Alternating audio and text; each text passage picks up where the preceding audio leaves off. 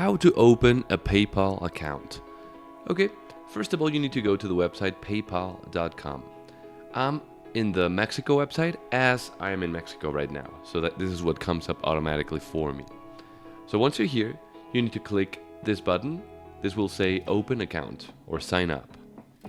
Now once you're here, you can decide to make a personal account or a business account. I'm going to go on with a personal account and click continue. Now you need to select your country.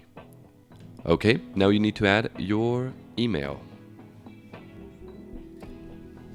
Now add your phone number. Now you need to create a password. Okay, here you need to add your personal information such as first name, last name, and date of birth. Here you need to add your address. Okay, and finally, you can associate a card or a bank account to your PayPal. And there we have it, we have opened a PayPal account. If this video was helpful, be sure to leave a like and subscribe.